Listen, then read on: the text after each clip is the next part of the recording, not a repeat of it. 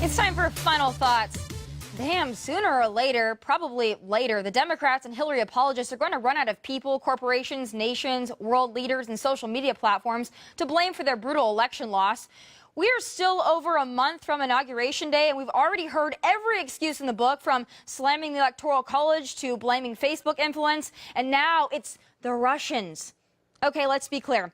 If it was indeed the Russians who hacked the DNC, that's not acceptable, period. But the Russians didn't create DNC scandals, they just exposed them. The Russians didn't make Hillary the most unlikable human being to ever wear a pantsuit. The Russians didn't make Donna Brazile slip debate questions to Hillary. The Russians didn't force Hillary to accept those questions either. The Russians didn't tell Hillary to set up that private server and then delete 33,000 emails. The Russians didn't ask Hillary to lie about Benghazi. The Russians didn't convince Hillary to use her position at the State Department as a bargaining and enrichment tool for her sham foundation. The Russians didn't take over Hillary's body and call millions of hardworking Americans deplorable. The Russians didn't ignore middle America for years. The DNC, the Clinton campaign, the Democrats, and Hillary herself did all of that. And why are the Democrats suddenly so concerned with hacking? Didn't they bend over backwards to defend Hillary's use of that private server? The private server where she exposed classified and top secret information to foreign threats and espionage? Yeah, all of a sudden the left is all about cybersecurity. And what about the Obama administration? The intel community warned of this back in late September and nothing was done. Is that Donald Trump's fault?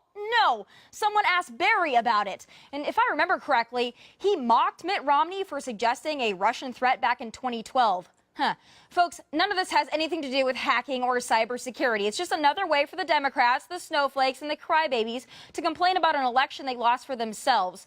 Now, the ominous threat of the Russians is the game of choice, because that's what the losers resort to when the war on women, the Islamophobe shaming, the illegal immigrant cuddling, and the ridiculous recount effort fail miserably. Sucks to suck. But they'll keep trying. If it's not the Russians, it'll be the sorry attempt to paint Attorney General nominee Jeff Sessions as a racist, or trolling Trump's Twitter. It'll be freaking out over Trump's crazy idea to appoint CEOs and generals to cabinet positions instead of community organizers and English majors. It'll be dissing Trump's thank you tour because they much prefer President Obama's worldwide American apology tour. It'll always be something. They can investigate the Russians all they want, but it still won't change the fact that Donald Trump's victory is verified, certified, and a done deal. Get over it. Go back to hugging trees and registering dead voters. We've got a country to make great again. Those are my final thoughts. Follow me on Twitter and Instagram at Tomi Lahren from Dallas. Good night. God bless. And take care.